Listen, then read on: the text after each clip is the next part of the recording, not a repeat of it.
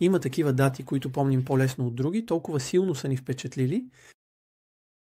За мен и за много от скептиците към вакцинацията, това е преди всичко датата 12 юли 2021 година.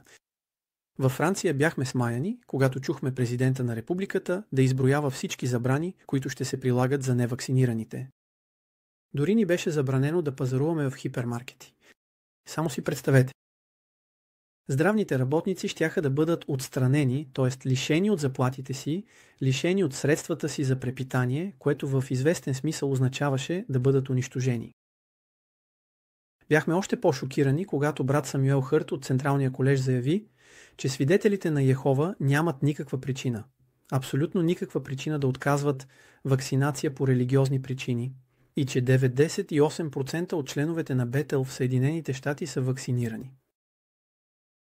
Самия факт че 98% са вакцинирани е признание, че вече не е имало свобода. Когато в дадена страна президента получи такъв резултат на изборите, това със сигурност е диктатура, нали? Между другото, през 2021 година в Уоруик е имало 800 бетелити. 2% невакцинирани са представлявали съответно 16 души.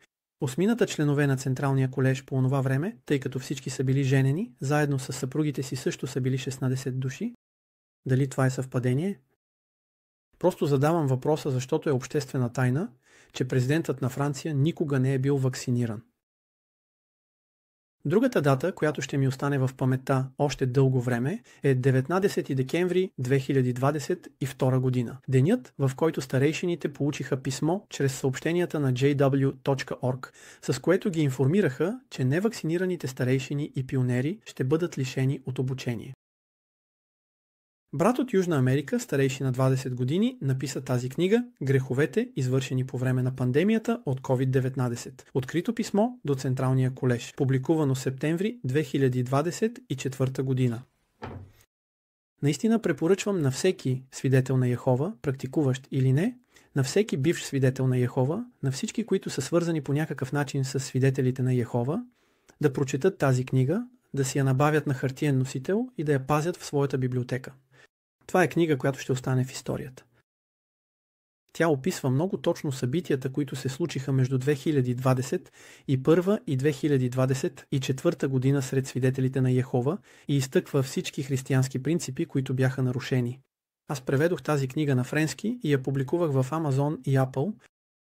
В момента тя съществува на испански, английски, немски, хърватски и френски език.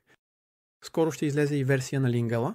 Електронната версия е безплатна и е достъпна на сайта efecindesirables.gw.fr.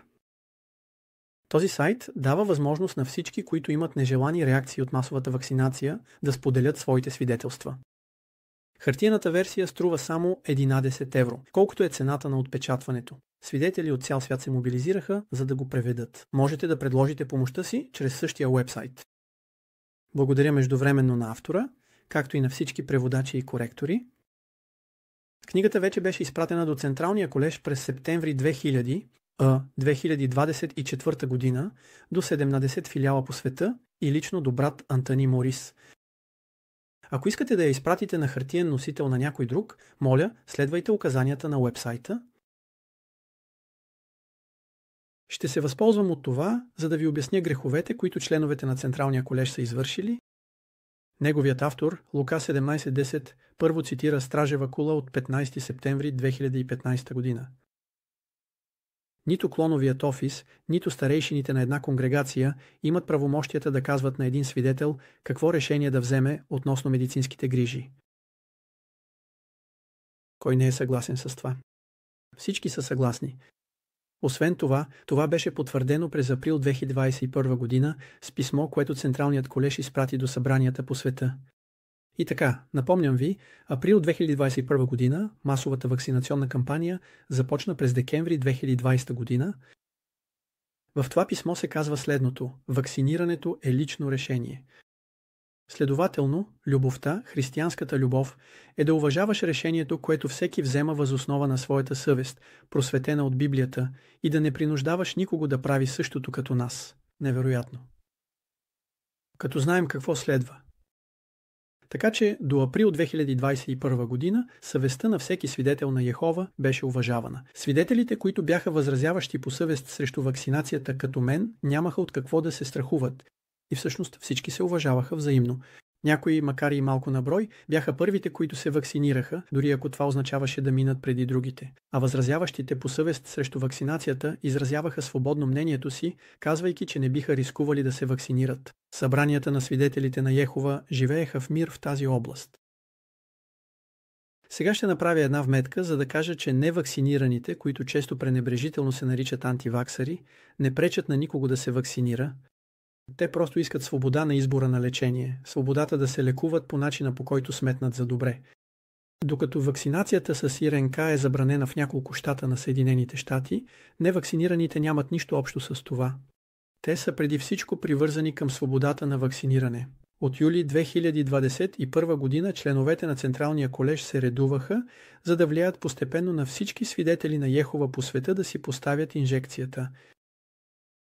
Християнската съвест беше изчезнала, трябваше да бъдем безполезни роби и трябваше да се подчиняваме, толкова е просто.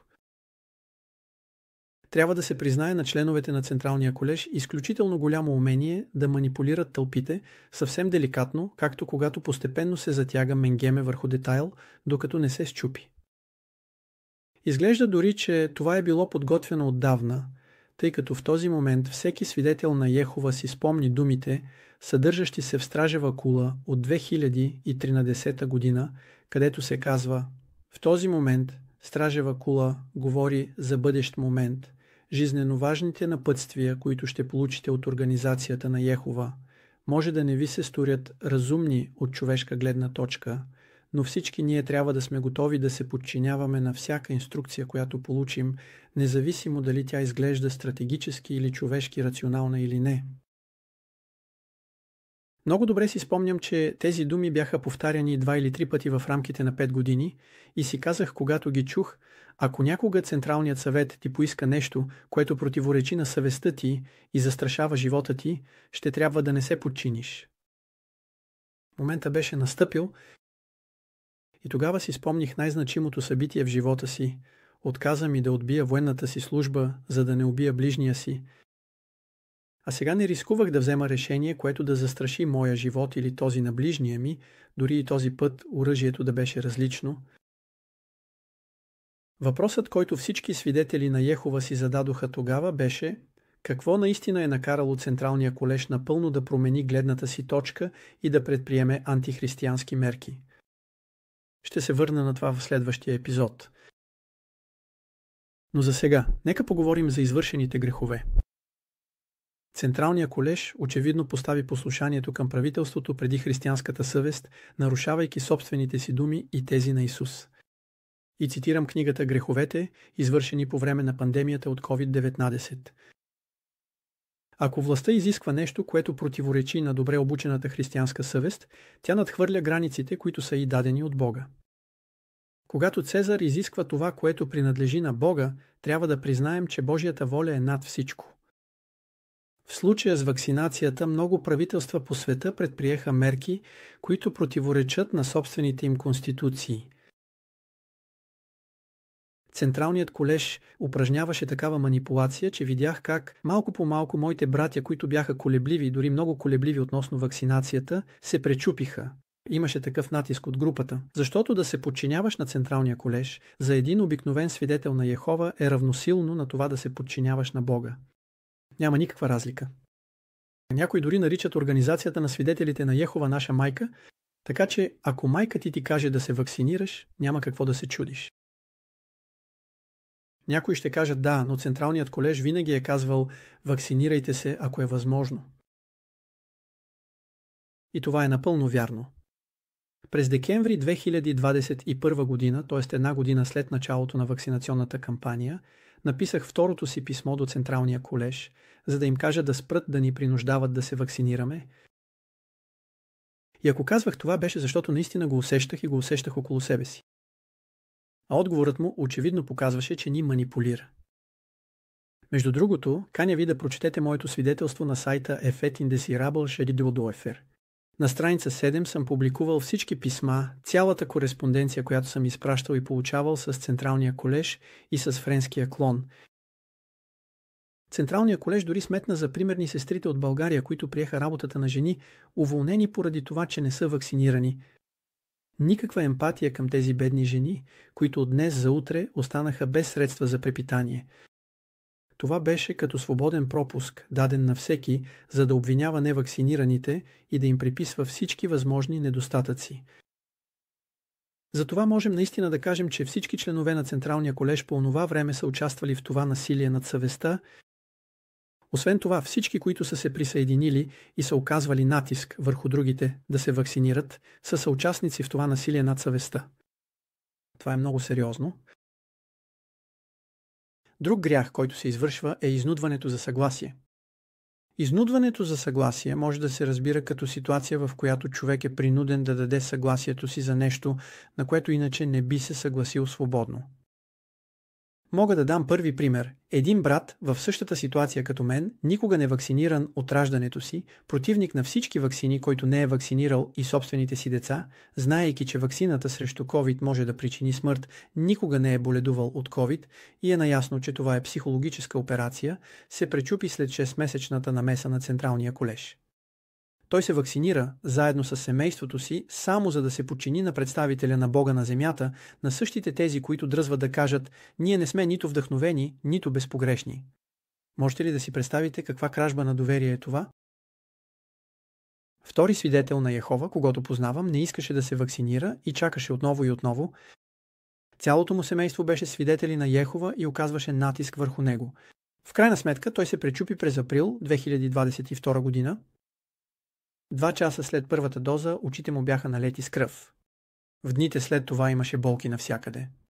В продължение на 1 година той преживя истински ад, докато накрая не можа повече да говори. Лекарят му каза да не си поставя 2 доза, но близките му, които са свидетели на Йехова, го потикваха да си сложи още дози, само за да се подчини на Йехова. Това е малко като да му казват: вакцинира се, едва не умря, но се вакцинирай отново и ще видиш, Йехова ще те благослови. Една сестра пионерка, която винаги искаше да бъде за пример, беше много резервирана към ваксината. Тя знаеше, че ако я приеме, рискува отново да се разболее и да умре. Тя се молеше се отново и отново, за да следва напътствията на Йехова. Толкова много, че дори си записа час, за да се вакцинира. Когато дойде моментът, тя физически не беше способна да отиде, толкова противоестествено и се струваше това. Да, заявявам го ясно и категорично. Всички свидетели на Йехова, които са принуждавали своите събратя да се вакцинират, са виновни за изнудване на съгласие. Те са съгрешили срещу Бога. Всеки знае 4-та заповед – не кради. Когато се краде съвестта, когато се краде доверието на някой друг, това е прилагането на тази заповед. Върховият момент на тази манипулация беше последната актуализация, дадена от Централния колеж през януари 2022 година. Виждаме семейство, което не иска да се вакцинира, защото е търсило информация в интернет. То се моли на Йехова, гледа само канала GW.org и в крайна сметка взема правилното решение. И когато гледаме и преглеждаме този отказ, в нито един момент тя не казва, че ще се вакцинира, но всички го разбраха. Нито един свидетел на Йехова не е разбрал обратното. Въпреки това, тя никога не го казва. И наистина, Централния колеж винаги ще може да твърди пред съд, че не е казал изрично, че трябва да се вакцинира човек. Тогава как наричате човек, който постига целите си, като в същото време внимава да не попадне под ударите на закона? Попитах по този въпрос изкуствения интелект Грок. Тя казва това: може да наречем такъв човек добър стратег или някой хитър. Ако искаме да бъдем малко по-конкретни и образни, можем да кажем, че тя ходи по ръба на бръснача или че е умела в заобикалянето на правилата, без да ги нарушава открито. Термин като юриспрут също би могъл да се използва в по-изискан стил, но с нотка ирония, ако човек използва тънкостите на закона в своя полза. Всичко зависи от тона, който искаш да придадеш. Тъй като имам съмнения относно намерението на Централния колеж, отговорих така на изкуствения интелект. Намерението е да се вакцинират хората против тяхното съгласие. Ето нейния отговор. Ако намерението е да се вакцинират хората против тяхното съгласие, като същевременно се спазват границите на закона, това се превръща в морален и юридически еквилибристичен акт. На френски бихме могли да наречем такъв човек умел манипулатор или архитект на убеждаването, ако използва фини стратегии, за да влияе, без да прекрачва изрично границата на съгласието.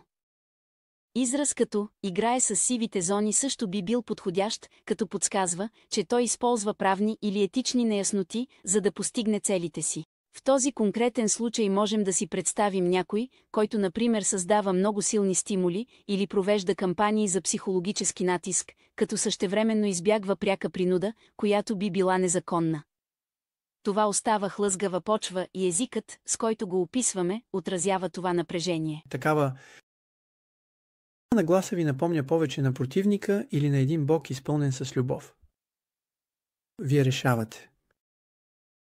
Ако след това смятате, че Централният колеж не е извършил грях, това е ваше право. Има и друг грях, извършен от Централния колеж, който директно попада под ударите на закона – дискриминацията срещу невакцинираните. След януари 2022 година вече изобщо не чухме нищо за вакцинацията от страна на Централния колеж. Трябва да се каже, че те ни съобщиха броя на починалите от COVID. Сред свидетелите на Йехова имаше пропорционално 4 пъти повече смъртни случаи, отколкото в целия свят. От тогава, и това се повтаря почти на всяко събрание, трябва да се подчиняваме на Йехова и на неговата организация. Трябва да се подчиняваме на Йехова и на неговата организация. Един старейшина от моето събрание дори добави: това е неразделимо.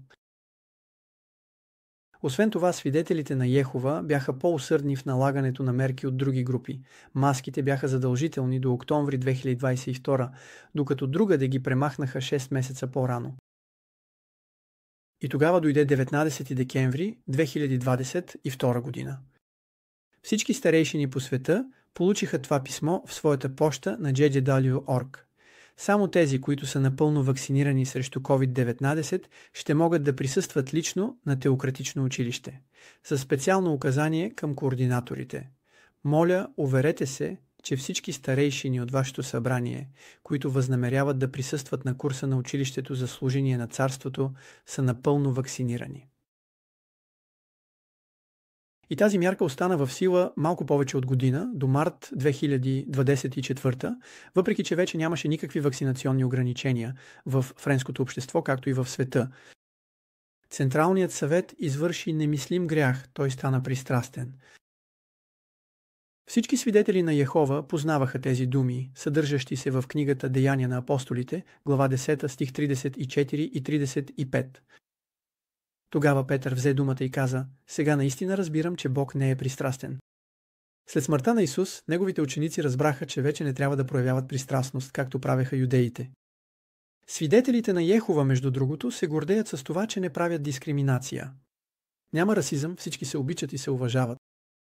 И ето, въпреки че всички вече бяха установили, че ваксината не предотвратява нито предаването, нито заболяването, Централният съвет оказа незаконен натиск върху старейшините и пионерите, които трябваше да бъдат пример за останалите.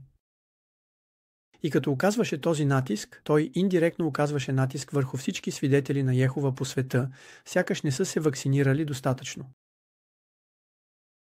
Между другото, за протокола, седмица след като получи това писмо, един старейшина от моето събрание беше приет по спешност в болница с остър панкреатит, един от нежеланите ефекти на ваксините срещу COVID. Той със сигурност беше изпълнил указанията от това писмо, като беше завършил вакцинационната си схема и си беше поставил 3-та или 4-та доза.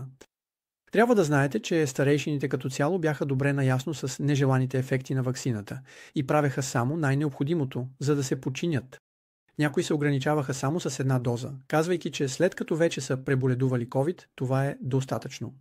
Един италиански окръжен отговорник дори имаше дързостта да каже, че се е вакцинирал с натурален продукт, тъй като Централният колеж не е уточнил с какъв продукт да се вакцинира. Можете да намерите всички тези анекдоти и много други, като прочетете многобройните свидетелства на сайта Effects Indesirables JJWWFR. Когато получих това чудовищно писмо, написах до филиала в моята страна, за да изоблича този грях, това явно нарушение на закона, което неизбежно е довело до смъртта на няколко свидетели на Йехова. Защо казвам неизбежно? Защото от началото на вакцинациите срещу COVID средно има един смъртен случай на 1000 инжекции, което означава, че при 3 дози има един смъртен случай на 300 вакцинирани. Като се има предвид, че около 10% от свидетелите на Йехова са старейшини, т.е. около 800 000 старейшини, това статистически означава повече от 2660 смъртни случая, и това се отнася само за старейшините. За да получите надежна информация относно статистиката за нежеланите реакции, ви препоръчвам тази книга на Пиер Шайо, която току-що излезе на френски. Със сигурност ще намерите и други книги във вашата страна, ако не живеете във Франция. Филиалът на свидетелите на Йехова във Франция не ми отговори директно, но предприе мерки, за да ме принуди да подам оставка. 10 старейшини от моя колегия на старейшините всички се показаха като съучастници и ме потикнаха да напиша писмо за оставка. Никой не ме защити, никой не посмя да осъди този грях и това нарушение на закона. Всички те вече бяха станали роботи. След 25 години вярна и предана служба бях изгонен, защото не бях вакциниран и защото изобличавах явна дискриминация. Въпросът, който всеки старейшина, а дори и всеки свидетел на Йехова, осъзнаващ, че членовете на ръководния орган са извършили тежък грях, трябва да си зададе. Дали ще изоблича този грях или ще го прикрия? И това не е малък грях. Греховете, които споменах, доведоха до смъртта на десетки хиляди свидетели на Йехова. В заключение на този епизод мога да заявя, че ръководният орган е съгрешил срещу Бога, като е нарушил съвестта на милиони свидетели на Йехова, като е изнудвал съгласието на свидетелите на Йехова чрез голямо умение в изкуството на манипулацията, като е дискриминирал невакцинираните хора и като е изисквал вакцинационния статус на хората, въпреки че това е строго поверителна информация, защитена от медицинската тайна. Сигурен съм, че разбирате, че тези грехове са явни нарушения на закона. Това ще бъде темата на нашия следващ епизод. Ще говорим от една страна за призоваването на членовете на ръководния орган пред религиозен дисциплинарен комитет, за това как човек може да се чувства свободен да говори по тази тема и какво всеки може да направи чрез правосъдието в своята страна, за да осъди тези нарушения. До следващата седмица.